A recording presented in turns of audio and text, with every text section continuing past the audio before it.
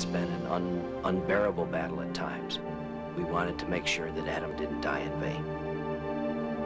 Turn to 3 for America's Most Wanted Final Justice tonight at 7:30. Good morning. Pentagon officials are moving forward with their plans for the deployment of U.S. peacekeepers to Bosnia. Although many of those who will be deployed are already on foreign soil, Armed Forces personnel from nearly 24 domestic bases have been put on notice. As a result, military bases in over 20 different states are mixing their holiday cheer with peacekeeper preparations today, Tuesday, December the 5th, 1995. From NBC News, this is Today with Bryant, Gumbel, and Katie Couric, live from Studio 1A in Rockefeller Plaza. A ruby red sunrise in the nation's capital on this Tuesday morning. Isn't that spectacular? The sky looks like it's on fire. It does. My goodness. Wish they'd share some of that with us up here in New York. And good morning. Welcome to Today on this Tuesday morning. Start you off with a lovely picture, but mixing holiday cheer and battle preparations all across the country this morning. You know, it's a very tough time of year to say goodbye to your loved ones, so I'm thinking about all those families across the country. This applies to not just those on active duty, but also there's about 3,800 reservists that are also going to be called up. Matt's going to bring us up to speed on that in just a little bit. And then following that in this half hour, we're going to talk about a very different kind of battle, different kind of fighting. This is called ultimate fighting. Its supporters say it's a sport. Its critics claim it's something akin to a human cockfight, and it's come under a lot of heat. We're going to talk about that in just a little bit. Katie? Did you get a good night's sleep last night? Yes, I did. Why? Well, good, because 49% of all Americans... The Bears put me to sleep because their offense was non-existent, so yes, they put me to sleep. Oh, I see. That's a good key to getting a good night's sleep. 49% of all Americans say they do not. They suffer from insomnia and other sleep-related problems. We'll have the result of a fairly disturbing new survey about that. Then the heartwarming story of 2 high school friends reunited some 33 years later thanks to a life-saving gift. It's a really special story, and it's about a kidney transplant. We'll tell you more about it. You said you get a good night's sleep. I'm thinking, man, are my eyes hanging that bad? No, you look fine. Also with us this morning, Martha Stewart. She's going to deck the halls of the White House. Right. Walter Cronkite's going to be here, and Chef Jacques Pepin, too, with some special appetizers for Christmas. Jacques Pepin. Oh, I love when you speak French. Let's go to the news desk. Get started with Matt. Matt, good morning. Brian and Katie, good morning to you, and good morning, everyone. The White House this morning is downplaying a report in the Washington Post that President Clinton is said to be considering a visit to Sarajevo. The paper quotes a senior administration official as saying he may go there after the Dayton Peace Accord is signed in Paris later this month. The White House is now casting doubt on that report. Today, more Americans are heading to the Balkans. A convoy of troops and equipment left Naples this morning for Croatia. Another handful of U.S. communications specialists arrived today in Tuzla, surrounded by UN peacekeepers. There will be thousands more Americans there within a couple of weeks. More on that now from NBC's Ed Rabel. Thousands of soldiers, both on active duty and in the reserves in the U.S., are getting their orders. Start training for Bosnia. Fort Bragg, North Carolina, 1,000 troops, most of them paratroopers, got the word. It's been established that we're going to have a very clear and decided rules of engagement, so that just makes it all the easier by having that set before we go in. Reservists in 21 states and the District of Columbia, almost 4,000 reservists could be going to Bosnia. It is a peace mission, but defense officials agree it is dangerous. The major threats will come from such things as snipers, will come from mines, because as most of you by now know, there have been an awful lot of mines that have been placed throughout the country. All this on mostly mountainous, treacherous terrain. Defense Department 3D images created from spy satellite photos and obtained by NBC News show just how vulnerable U.S. troops could be surrounded by hilly, unfamiliar terrain. Among the most serious threats are the 3,000 to 4,000 angry and heavily armed Islamic troops who support the Bosnian Muslims and who are cursing the anticipated arrival of the Americans. Defense Secretary Perry says he's warned the Bosnians about the Islamic forces. Everywhere our forces are deployed, we are concerned about the terrorist threat. On this, the United States is taking no chances. In all, 20,000 U.S. troops armed with tanks and artillery will be in Bosnia by the end of the month. Ed Rabel, NBC News, the Pentagon. A new judge has been assigned to the Oklahoma City bombing case. U.S. District Judge Richard Maich of Denver was picked Monday to replace Judge Wayne Alley. An appeals court ruled that Alley might not be impartial because his Oklahoma City courtroom was damaged in the bombing. A Wisconsin medical lab pleaded no contest on Monday to criminal charges stemming from the deaths of 2 women whose pap smears had been misread by the lab. ChemBio Corporation was charged with reckless homicide in the deaths of Karen Smith and Dolores Geary. Both died of cervical cancer after a technician missed signs of cancer in their pap smears. The families of the victims have won settlements totaling $10 million. California's so-called pillowcase rapist, Reginald Muldrew, is out of prison and out of California, but police and some of his victims are concerned. They fear he could strike again. Here's Keith Morrison. It was almost like Reginald Muldrew was greeted like a celebrity at Las Vegas airport on Monday. A strange day for Muldrew, a disturbing day for victims and police. Because Muldrew is the pillowcase rapist, so-called because he put pillowcases over the heads of his victims. He is considered so dangerous that last year, when authorities were going to release him on parole to Covina, California, people there demonstrated, and Muldrew was kept in jail. But Monday, after 18 years inside, the legal string ran out. They had to release him. I think the basic threat that we're concerned about is that this is the kind of individual that could go out and reoffend. Waiting outside the prison was a women's group with a reminder that Muldrew had been implicated in 200 rapes. He never saw this. He was already gone. This was one of his victims. We have no justice here. We have no protection here. They don't care about victims here. As I said, it's like being raped all over again. Muldrew went to Las Vegas, and there was the media. Why did you decide to come to Las Vegas? Because this is the United States, and I was under the impression that I can go anywhere I want to go. So if you excuse me. As cameras followed, a policewoman reminded him he needed to register as a sex offender. Muldrew ran for a cab. I don't plan on staying in Las Vegas. How long do you plan on staying? I'm en route. I'll be out of here tonight. Definitely. So you're not going to register? No, I'm not. I won't be here. Okay, thank you.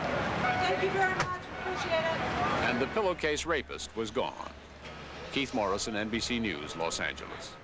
In other news in Britain, Queen Elizabeth meets today with Prime Minister John Major to answer the question, how do you solve a problem like Diana? Among other things, they're expected to talk about her wish to be a goodwill ambassador. That's something she raised in a TV interview last month. Diana will not be present at that meeting. In Monday Night Football, the Detroit Lions roared past the Chicago Bears 27-7, putting Bryant to sleep. Both teams are now 7-6.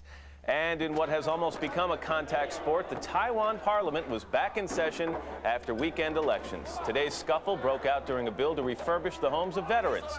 By the time the debate ended, they almost had to refurbish Parliament. Wow. Always gets a chuckle in the studio. And at 7 minutes past 7, that's the news. Back over now to Bryant and Katie. It's no longer unusual. It's true. No business as usual. I'll stop showing it. Yeah. Well, we think things get tough in Washington. Wow. That's unbelievable. Maybe it'd be better if they started swinging at each other. I don't think we should recommend that. No? No. Let's go on down to Washington, where Willard Scott's in business, the nation's capital. Hey, Willie, how you doing? Monkey business. Good morning to you guys. I think I saw Zucker in that fray. I'm not sure. Wasn't he the one with his pants turned upside down? I'm not sure, but it's possible. Hey, listen, Lamont, Illinois. I was in Friday. I was up there. What a nice town. I mean, full of love and affection. Have never had a better time. And wonderful little quiche. Not bad. That helps to make a town even nicer. Happy birthday. This is lovely. Take a look at this. The Breakers in beautiful Newport. It's 100 years old, the old Vanderbilt mansion. And it is, of course, over the public Christmas time. Just lovely. That's a nice town. Loved it. We had to do a whole series of shows up there. We did the whole week. Hey, happy birthday from Smuckers. We were in New Orleans together. They've got a new spread now for bagels that's out of this world. It's incredible. No fat, no nothing. Just you. Helen Raisler. Hannibal, Missouri is 100 years old today. Pretty's a picture, and everybody in Hannibal is crazy about her.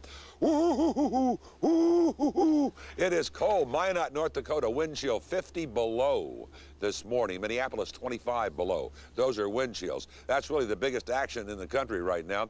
Otherwise, a little chilly here in the east, but that's not bad. It's going to get up to 50. Lighting of the tree, Rockefeller Center tonight should be lovely. Here's what's happening in your world, even as we speak.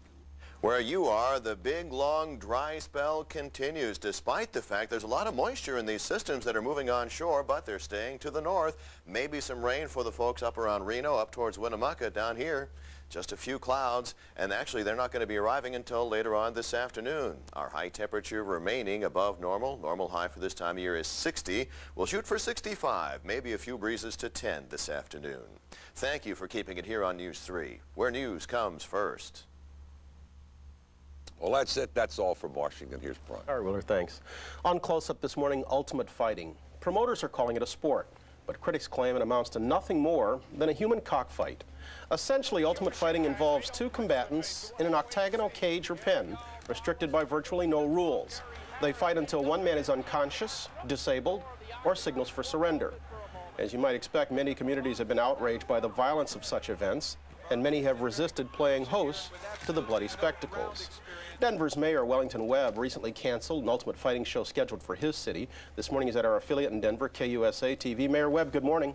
Hi, Brian. How are you? I'm fine, thank you. An event of this kind, I understand, was held in Denver 2 years ago, assumedly with your approval. It was fine then. Why is it not fine now? Well, because if I had known what kind of event this was, I would have canceled it then.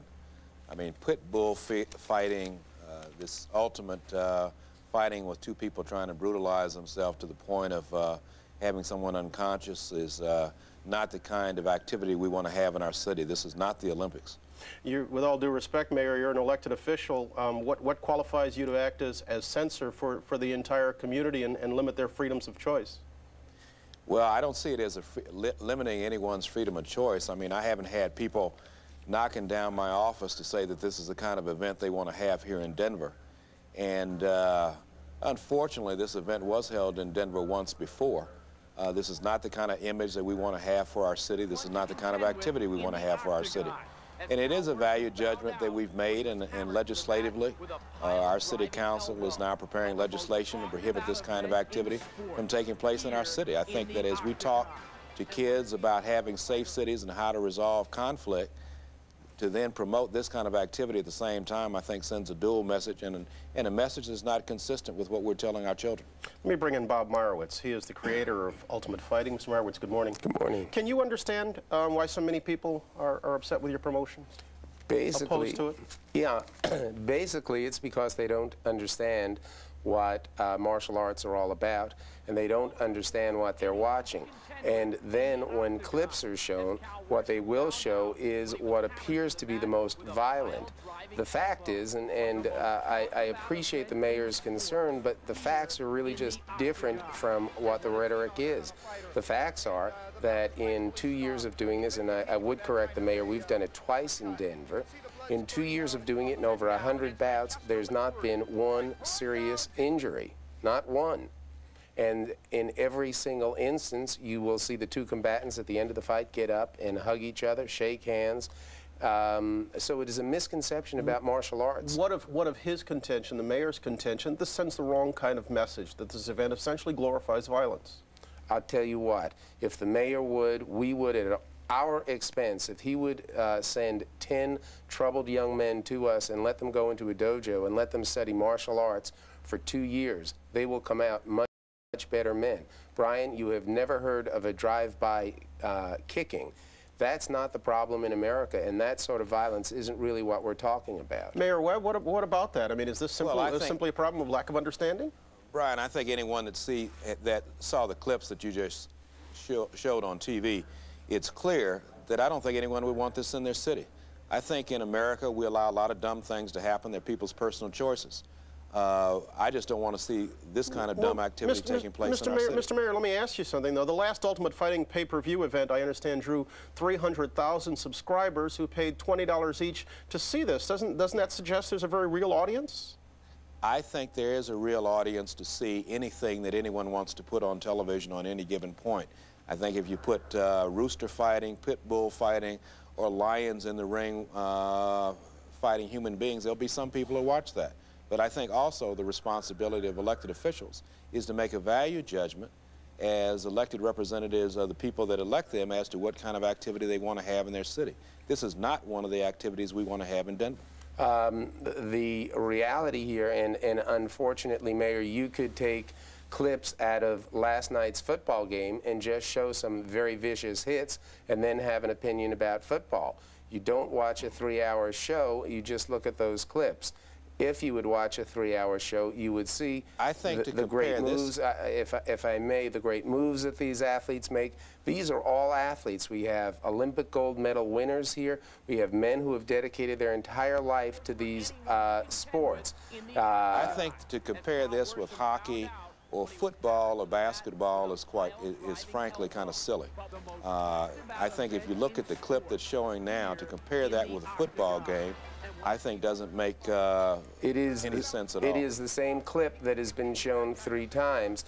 There are 2 years worth of fights. This fight that they're showing now isn't even ours. There are 2 years worth of fights that we have done that are not being shown and being used. Mr. Marwitz, let me see if I can get a final note to you. With officials campaigning to essentially put an end to ultimate fighting, what kind of a future do you foresee? Are you trying to get this legitimized? I think as the facts keep building up that it is safe, that people do enjoy watching it, and don't forget, it's on pay-per-view. On December 16th, it's a pay-per-view event so that you buy it. It doesn't come into your house for free, and it doesn't just come into people's homes. You have to make a choice to buy it. We'll continue to watch it. Bob Marwitz, thank you very much. Best of the holidays to you. Mayor Webb, thank you, sir. Merry Christmas. Thank you. We're going to come on back in just a moment. We'll take a break right here. Come back, talk about sleep after a break. This is Today on NBC.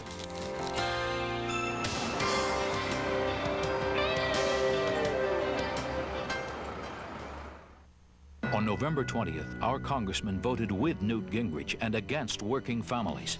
He voted to cut Medicare, education and college loans, all to give a huge tax break to big corporations and the rich. But President Clinton said no. He stood up for working families and sent the Gingrich budget back to Congress. Now it's up to us. We need to get